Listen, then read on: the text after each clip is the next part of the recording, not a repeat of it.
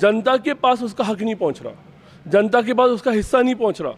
Peoples green party आर्थिक न्याय की लड़ाई लड़ने की तैयारी कर रही है और पीपल्स ग्रीन पार्टी दूसरी पार्टी है। तो दो पार्टियां हैं। पीपल्स ग्रीन पार्टी जनता की पार्टी है। देखो, सरदार शहर की हालत है वो बहुत ख़राब है। इन्होंने 35 साल तक यहाँ कुछ नहीं किया। नमस्कार, मैं असगर अली। अभी हम चुनावी यात्रा में सरदार शहर में हो रहे उपचुनाव की कवरेज के लिए यहाँ आए हैं और यहाँ पे कांग्रेस, बीजेपी, आरएलपी सहित पीपल्स ग्रीन पार्टी सहित सभी पार्टियों से फीडबैक ले रहे हैं, जान रहे हैं कि किस तरह से उनकी चुनावी यात्राएं चल रही है, किस तरह से तैयारियां चल रही है। और वर्तमान में पूरे राजस्थान ही नहीं, पूरे देश में सरदार शहर उपचुनाव को लेकर बड़ी चर्चाएं हैं। सभी की नज़रें यहाँ के उपचुनाव को लेकर है कि यहाँ पे आने वाली 5 तारीख को कौन विजय होगा। यहाँ पे पीपल्स ग्रीन पार्टी सरदार शहर के प्रत्याशी हैं परमाना राम जी। हम इनसे जानना चाहेंगे कि इस चुनाव में कौन कौन से मुख्य मुद्दे होंगे आपके सामने। कांग्रेस, बीजेपी जैसी बड़ी बड़ी पार्टियों के मुख्यमंत्री सहित बड़े बड़े कद्दावर नेता यहाँ पे चुनावी यात्रा में जोर आजमाइश कर रहे हैं। वहीं आपकी पार्टी को लगता है कि आप इनको टक्कर दे पाएंगे? कितनी? मुद्दा हमारा तो यही है कि देखो, सरदार शहर की हालत है वो बहुत ख़राब है। इन्होंने 35 साल तक यहाँ कुछ नहीं किया। सड़कें देख लो, टूटी हुई है। अस्पतालों की जो व्यवस्था है वो भी गड़बड़ा रही है। मजदूर है वो भी सही तरीके से नहीं यहाँ जीवन यापन कर रहे हैं। तो हमारा तो यही मुद्दा है कि सब बराबर आए, उनको सही हक मिले उनका। क्या लगता है कि इस बार कांग्रेस, बीजेपी के अलावा यहाँ पे आरएलपी एक बड़ी पार्टी के रूप में उभर रही है, तो क्या लगता है कि इन सब पार्टियों को पछाड़ते हुए आप कहाँ तक कितनी लीड ले सकते हैं या कितना कुछ बेहतर कर पाएंगे? क्या लगता है आपको?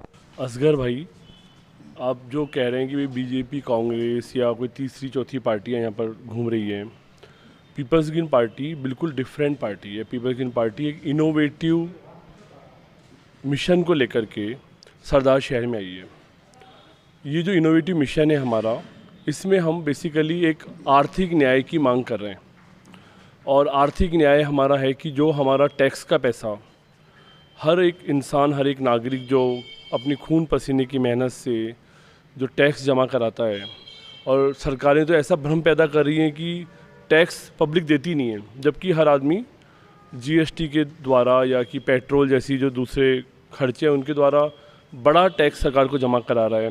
लेकिन वो जो पैसा हम टैक्स का दे रहे हैं वो जनता तक लौट के नहीं आ रहा। हमने एक अकाउंट क्रिएट किया है और हमारे अकाउंट के हिसाब से राजस्थान की 200 विधानसभाओं में से अगर एक विधानसभा सरदार शहर को लें तो 6000 करोड़ रुपया 5 साल में हमारा कंट्रीब्यूशन बनता है सरदार शहर का।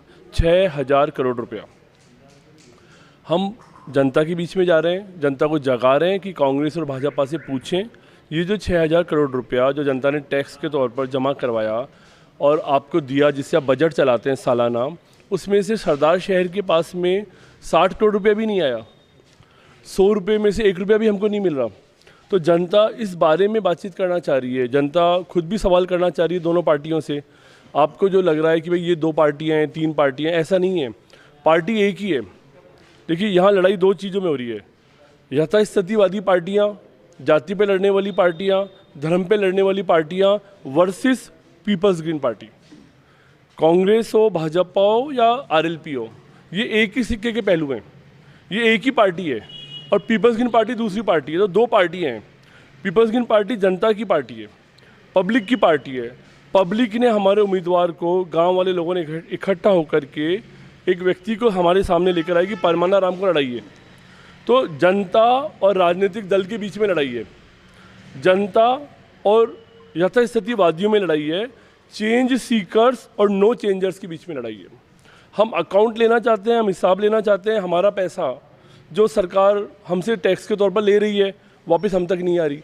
अगर वो वापस आता तो हमारे जो बुजुर्ग हैं उनको अच्छे अस्पताल मिलते, उनको दवाइयाँ मिलती, हमारे बच्चों को अच्छा दूध मिलता, 5 टाइम का भोजन मिलता, हमारी महिलाओं के पास अच्छे कपड़े होते, हमारे बुजुर्गों के पास, परिवार के पास अच्छे साधन संपन्नता होती। आज सड़कें नहीं है। अभी अभी परमाना राम जी ने बताया कि भाई सरदार शहर की हालत आप देखिए। हम यहाँ से 2 किलोमीटर आगे जाना होता है हमें, तो उसमें हमें 20 मिनट, आधा घंटा लग जाता है, क्योंकि सड़कों पे जाम लगा हुआ है। 15-15, 12-12, 8-8 फुट की गलियाँ हैं और ड्रेनेज की हालत इतना बदहाल है।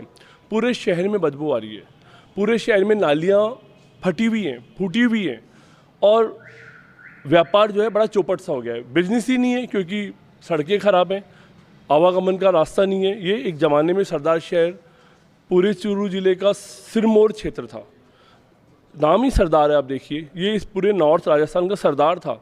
आज काम धंधे ख़त्म हो गए, किसान बुरी हालत में, हम गांव-गांव में जा रहे हैं। अभी हम मेलूसर गांव में एक विजिट करके आए हैं।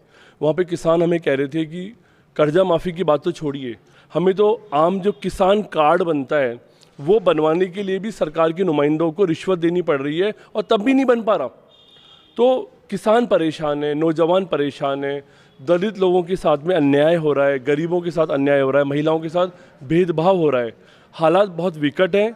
ऐसे विकट हालत में पीपल्स ग्रीन पार्टी, परिवर्तनवादी पार्टी, चेंजर्स की पार्टी, चेंज सीकर्स की पार्टी, सामने जो यथास्थितिवादी पार्टियां हैं उनसे संघर्ष करने के लिए, उनसे लड़ने के लिए मैदान में आ गई है। ये हमारी शुरुआत है, पहली बार पीपल्स ग्रीन पार्टी मैदान में आई है। और आप देख रहे हैं कि राजस्थान के अलग अलग ज़िलों से, अलग अलग क्षेत्रों से हमारे कार्यकर्ता यहाँ इकट्ठे हो रहे हैं और हम लगातार हर वार्ड में हमारे लोग पहुँच रहे हैं और हम सीधे करीबन 40,000 परिवारों से 1-to-1 बातचीत कर रहे हैं। 40,000 घरों में हम लोग जा रहे हैं, हमारे कार्यकर्ता पहुंच रहे हैं, उनको सच्चाई बता रहे हैं। कांग्रेस और भाजपा का जो शासन है, जो टैक्स हमारा दिल्ली और जयपुर में जा रहा है, हम उनको बता रहे हैं कि हमारा पैसा चला तो जा रहा है, चला जाने के बाद में लौट कर नहीं आ रहा। हमारा पैसा लेने के बाद में झोपड़ी में चलने वाला एमएलए महल बना लेता है। हमारा पैसा लेकर के साइकिल में जाने वाला एमएलए लौट करके हेलीकॉप्टर में आता है। जनता के पास उसका हक नहीं पहुंच रहा, जनता के पास उसका हिस्सा नहीं पहुंच रहा। पीपल्स ग्रीन पार्टी आर्थिक न्याय की लड़ाई लड़ने की तैयारी कर रही है। हम चाहते हैं कि जो पैसा हमारा हमने टैक्स के तौर पर दिया, मेरा ऐसा मानना है, ये जो पैसा है, ये पैसा अगर मैं पब्लिक के अंदर हम फैला दें तो देखिए करीब 1.5 लाख से लेकर 3-4 लाख रुपया प्रति व्यक्ति या प्रति परिवार घर पे पहुंचना चाहिए। इतने रुपए का लाभ, जितना रुपया दे रहे हैं उतना रुपया लौट कर भी आना चाहिए। ये व्यवस्था हमने बनाई क्यों है? लोकतंत्र की व्यवस्था। 5-5 साल में हम बदलाव करेंगे, हम टैक्स देंगे, टैक्स से सोशल वेलफेयर होगा, टैक्स से डेवलपमेंट होगा, टैक्स से विकास होगा। ये सब क्यों किया है हमने? और ये आज की तारीख में डेमोक्रेसी खतरे में आ गई है। हमारे पैसे में बड़ा घोटाला हो रहा है। वो जो राजीव गांधी कह रहे थे ना आज के 25 साल पहले कि 1 रुपया भेजता हूँ और 15 पैसे पहुँचते हैं, अभी उनके बेटे के राज में देखिए, राजस्थान में तो कांग्रेस की सरकार है और राहुल गांधी की सरकार है, उनकी पावर है। उनके बेटे के राज में 5 पैसे नहीं पहुँच रहे। जो उनके पापा कह रहे थे कि 15 पहुँचते, 5 ही नहीं पहुँच रहा। लोगों के चेहरों पर दुख है, लोगों के चेहरों के ऊपर परेशानी है, लोगों के पास रोजगार नहीं है, अच्छी सुविधाएं नहीं है और राजस्थान की जनता में जागरण की कोशिश कर रहे हैं। सरदार शहर के माध्यम से ये बड़ी क्रांति कर रहे हैं। उम्मीद कर रहे हैं पब्लिक हमारी बात सुनेगी, हमें आशीर्वाद देगी और ये आंदोलन हमारा अगले कदम की ओर बढ़ेगा। अक्सर हम देखते हैं कि भाजपा कांग्रेस को लोग लंबे समय से वोट देते आ रहे हैं, लेकिन ये चुनाव आते हैं तो बड़े बड़े वादे करते हैं। तो क्या आपने जो वादे किए हैं वाकई में, अगर आप जीते, आपकी सरकार आई या आपके प्रतिनिधि जीते, तो क्या वाकई में ये जो वादे हैं ये धरातल पे उतरेंगे, धरातल पे मिलके आप इस तरह से काम करेंगे, अपने वादों से नहीं मुकरेंगे? देखिए, एक रोचक बात मैं आपको बताना चाहता हूँ। मैंने जो वादे किए वो वादे तो निश्चित तौर पर अगर हमारी सरकार होगी तभी हम लागू कर सकते हैं। आप ये बात कह सकते हैं कि भाई एक एमएलए का चुनाव लड़ रहे हो, एक आदमी जीतेगा तो इतनी बातें कैसे कर दोगे? हमने इसी का सॉल्यूशन देने के लिए, अपनी बात को समझाने के लिए आज अभी यहीं के ग्रामीण इलाके में मेलूसर में हमने घोषणा करी है, हम हर एक गाँव के 20 नौजवानों को इस तरह से तैयार करेंगे, ट्रेंड करेंगे, स्किल्ड करेंगे कि ऐसे साथियों का इनकम में 1 लाख रुपया सालाना बढ़ोतरी हो।